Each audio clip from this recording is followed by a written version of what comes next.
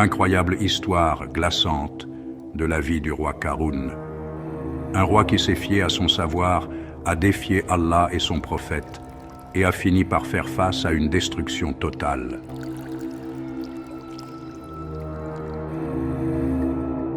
Ce tyran mentionné dans le Coran est devenu légendaire pour une richesse inimaginable. Un dirigeant condamné qui avait besoin de centaines de chameaux uniquement pour porter les clés de ses trésors.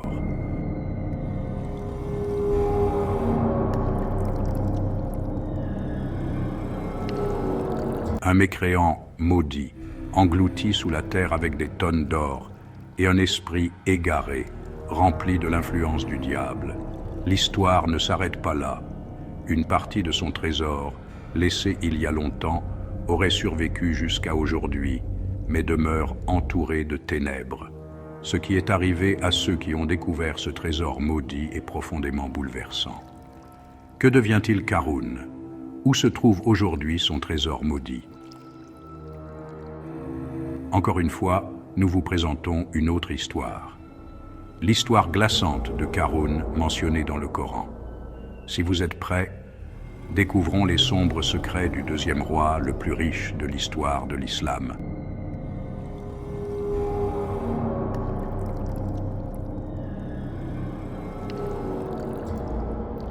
Qarûn est connu sous le nom de Corée dans d'autres traditions, tandis que la première place revient sans aucun doute au prophète Salomon. Personne n'a jamais approché sa richesse, même jusqu'à aujourd'hui, au point que, des milliers d'années plus tard, l'expression « riche comme Qarûn » est toujours utilisée pour décrire une immense fortune. Avant d'accéder à une telle richesse, Qarûn était connu comme un homme extrêmement pauvre. Il était, selon les récits, un parent du prophète Moïse et entretenait avec lui une relation étroite. Une relation si proche que le prophète Moïse joua un rôle important dans la transformation complète de la vie de Qarûn, après que celui-ci eut cru en lui. Qarûn servait de représentant des Israélites à la cour de Pharaon, malgré sa situation financière précaire. Après avoir embrassé la foi, il se consacra à la connaissance, à la sagesse et à l'adoration, tout en œuvrant pour le bien de son peuple. Il ne négligeait jamais sa dévotion envers Allah. On rapporte qu'après le prophète Moïse, Qarûn était celui qui récitait la Torah avec le plus de beauté. Ses manières et son savoir lui valurent une place unique parmi les Israélites. Cependant, la richesse et le pouvoir de Pharaon finirent par éblouir Qarûn. Un jour, il confia au prophète Moïse son désir ardent de devenir riche. « Tu es proche d'Allah, prie pour que je devienne riche, » dit-il. Le prophète Moïse hésita, mais Qarûn avait cessé de travailler pour Pharaon et n'opprimait plus son peuple sous son règne. Il s'était rapproché de Moïse, suivait chacune de ses paroles et renouvelait sa foi. Qarûn supplia en disant « Aide-moi à devenir riche. J'utiliserai ce que j'obtiendrai pour le bien et la charité. » Par ces paroles, il finit par convaincre le prophète Moïse de prier pour lui. Grâce à la bénédiction de cette invocation, Qarûn reçut la connaissance de l'alchimie, la capacité de transformer des matériaux simples en or, en diamants, en rubis et en toutes sortes de bijoux. Il commença alors à amasser des richesses à une vitesse extraordinaire. Le plan du diable contre Qarûn commença alors.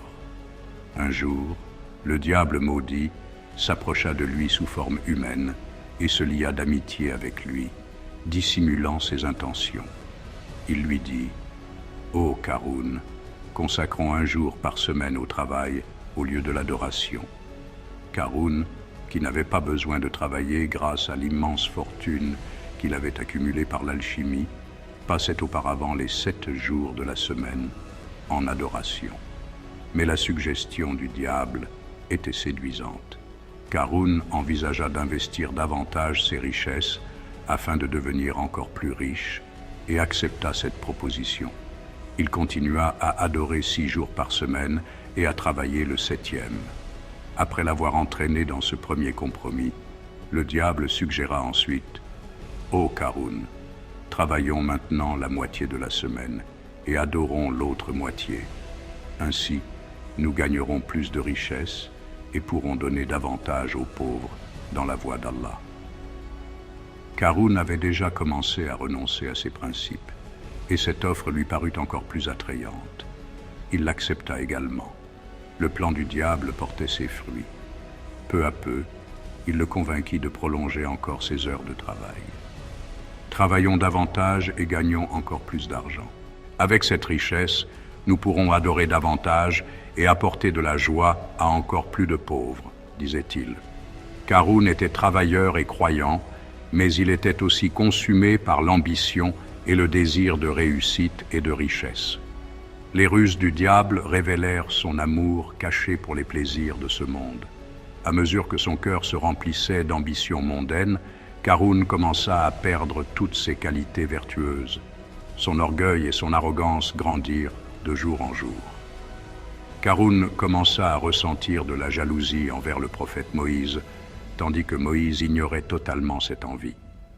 Le prophète Moïse continua à ne lui souhaiter que le bien. En vérité, Karun devait sa connaissance de l'alchimie à la prière de Moïse. Pourtant, au lieu de l'amour et du respect, il avait depuis longtemps oublié toute gratitude. Voyant cette jalousie, le diable saisit l'occasion.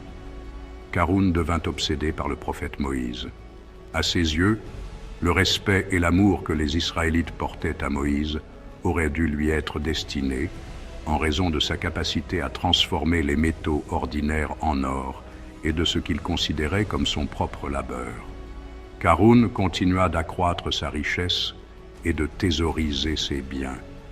Il atteignit en peu de temps un niveau de fortune inimaginable, au point que même les clés de ses trésors devaient être portées par des mules. Il vivait dans une telle opulence qu'il s'entourait de vêtements luxueux, de palais somptueux, de serviteurs et de gardes.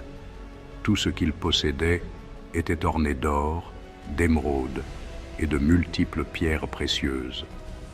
Cependant, à mesure que sa richesse augmentait, son orgueil et son arrogance grandissaient également.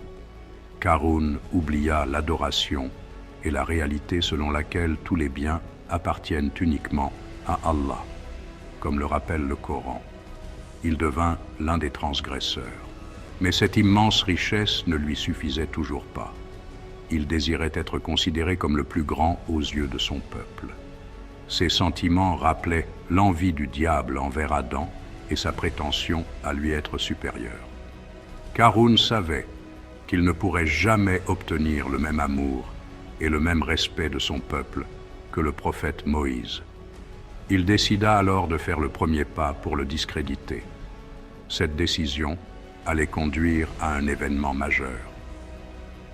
Karun se lassa des conseils de Moïse et ne supporta plus ses rappels lorsque la mission d'accomplir les sacrifices fut confiée à Aaron, le frère de Moïse, ainsi qu'à ses descendants.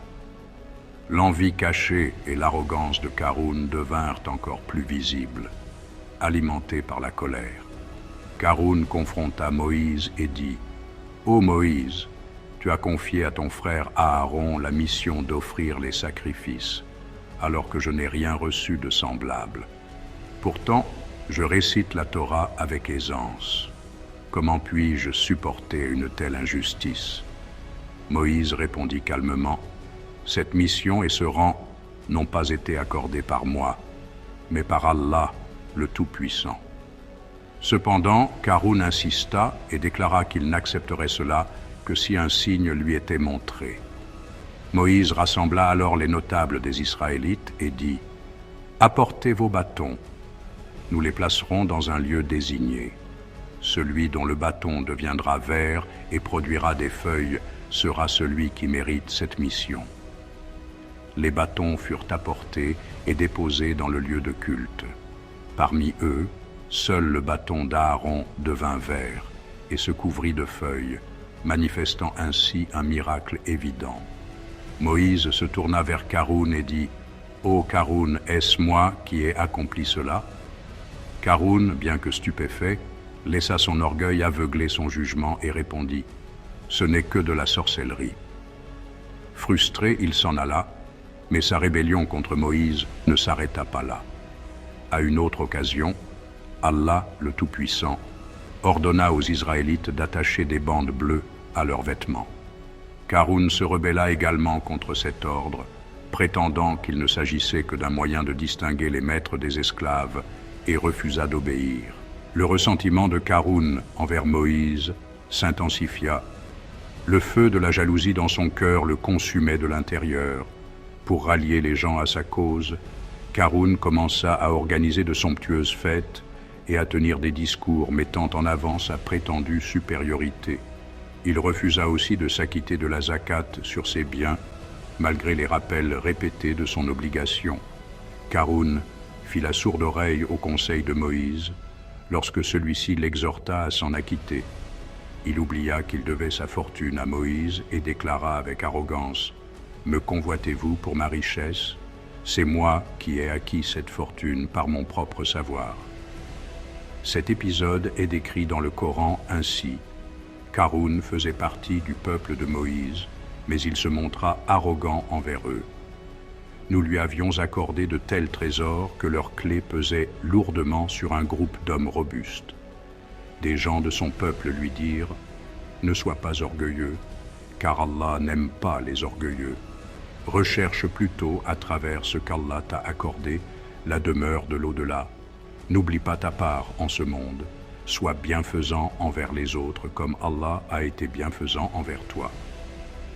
Ne cherchez pas à semer la corruption sur terre, car Allah n'aime certainement pas les corrupteurs. » Il répondit alors : « Tout cela m'a été accordé grâce à une science que je possède. » Ne savait-il donc pas qu'Allah avait déjà détruit avant lui des générations bien plus puissantes que lui et bien plus riches en biens accumulés ? Les criminels ne seront pas interrogés sur leurs péchés. Puis il se présenta devant son peuple dans tout son éclat. Ceux qui désiraient la vie d'ici-bas disaient : « Si seulement nous avions la même chose que ce qui a été donné à Qaroun.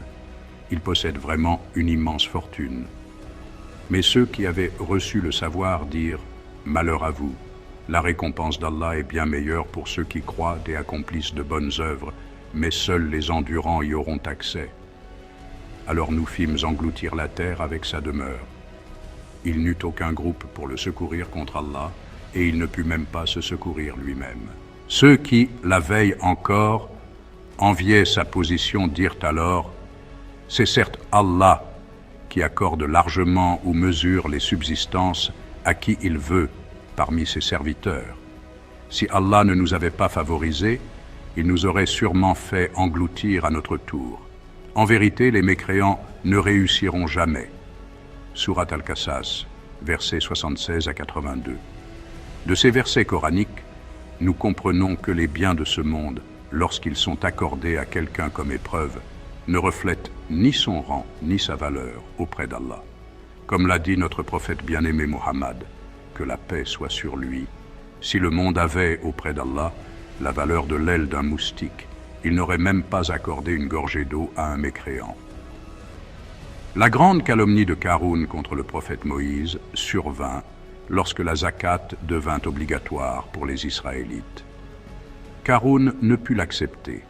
Il rassembla les gens et déclara : « Ô Israélites, jusqu'à présent, vous avez obéi à tout ce que Moïse vous a ordonné. À présent, il veut s'emparer de vos biens. » Le peuple répondit : « Tu es notre chef, quoi que tu nous ordonnes, nous l'exécuterons. » Qaroun leur ordonna alors d'amener une femme, de lui donner toute la richesse qu'elle désirerait et de la convaincre d'affirmer qu'elle avait commis l'adultère avec Moïse. Ce plan sinistre et maudit fut immédiatement mis en œuvre dans sa tentative de se débarrasser du prophète Moïse. Qaroun s'approcha ensuite de Moïse et lui dit : « Viens parler aux Israélites qui se sont rassemblés ici pour écouter tes exhortations. » Le prophète Moïse se rendit à l'assemblée et commença son discours.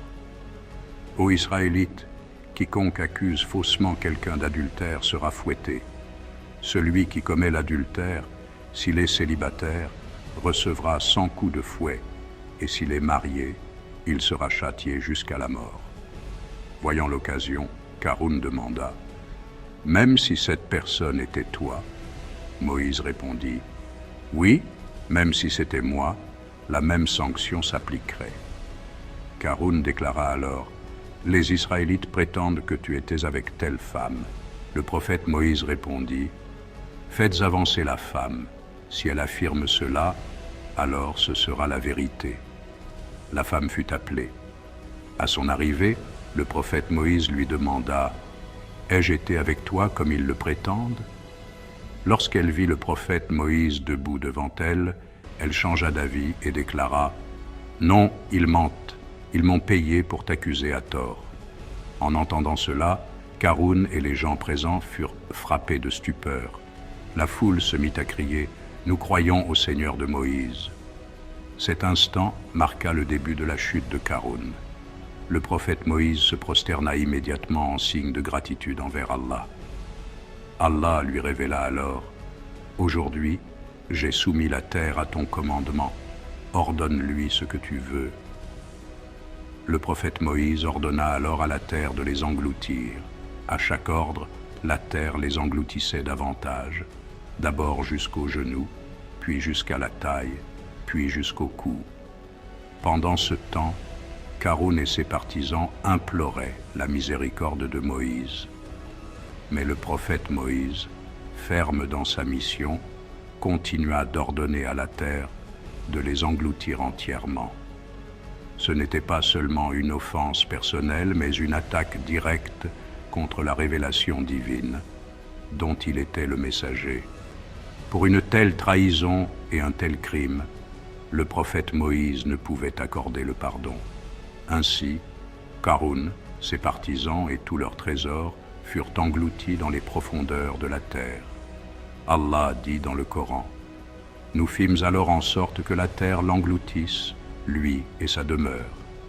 Il n'avait aucun groupe pour le secourir contre Allah et il ne pouvait pas se défendre lui-même. » Surat Al-Qasas, verset 81. La destruction de Haroun fut causée par son attachement excessif aux biens terrestres et par son envie envers autrui. Comme le Coran nous l'enseigne, nous sommes invités à chercher refuge auprès d'Allah contre le mal de l'envie. Dis, je cherche refuge auprès du Seigneur de l'aube, contre le mal de ce qu'il a créé, contre le mal des ténèbres lorsqu'elles s'étendent, contre le mal de ceux qui soufflent sur les nœuds, et contre le mal de l'envieux lorsqu'il envie. En vérité, le destin de ceux qui envient n'est que regret et perte. Voir Haroun et ses partisans détruits fit prendre conscience à ceux qui l'avaient autrefois envié de l'erreur de leur admiration passée, et ils la regrettèrent amèrement. Alors, qu'est-il advenu du trésor légendaire du roi Haroun après des milliers d'années? Une découverte extraordinaire eut lieu dans la province d'Izmir, en Turquie, qui ne manqua pas de susciter la stupeur lorsque les faits furent révélés dans un village situé le long de la route d'Izmir à Uşak. Un homme en possession d'une carte au trésor recruta 5 villageois pour creuser à un endroit précis qu'il avait identifié. Après des fouilles, ils découvrirent une tombe contenant un trésor composé de 520 bijoux. Ces bijoux auraient appartenu à une princesse, héritière du roi lydien Haroun. Cependant, ce trésor ne représentait qu'une infime partie du trésor légendaire englouti par la terre, seulement la part attribuée à cette princesse. Les villageois, ignorant les récits entourant le trésor de Haroun, vendirent ces objets inestimables pour une somme dérisoire par rapport à leur valeur réelle et célébrèrent leur nouvelle richesse. Ils ne savaient pas que persistait la légende selon laquelle le trésor de Haroun serait maudit. Le trésor fut introduit clandestinement aux États-Unis, mais d'étranges événements commencèrent à se produire. Les villageois qui avaient découvert le trésor furent frappés par des morts prématurées et mystérieuses. L'un fut écrasé sous un tracteur, un autre devint aveugle, un autre perdit la raison. Même ceux qui avaient participé au transport du trésor vers l'Amérique ne furent pas épargnés et moururent eux aussi des années plus tard dans des circonstances troublantes. Des années après, le trésor de Qarun, exposé au Metropolitan Museum de New York, attira l'attention des autorités. Il fut alors établi que ce trésor avait été illégalement extrait de Turquie. Après une longue bataille judiciaire et un effort financier de près de 40 millions de dollars, la Turquie parvint à récupérer le trésor et à le rapatrier à son emplacement légitime. Aujourd'hui, une petite partie de ce somptueux trésor vieux de 25 siècles est exposée au musée du Chak. Cependant, des années après son retour, on découvrit que la pièce la plus précieuse, l'hippocampe ailé, avait été remplacée par une contrefaçon. Malgré les caméras et les dispositifs de sécurité du musée, l'original avait été volé. Il fut finalement retrouvé en Allemagne et renvoyé au musée du Chak.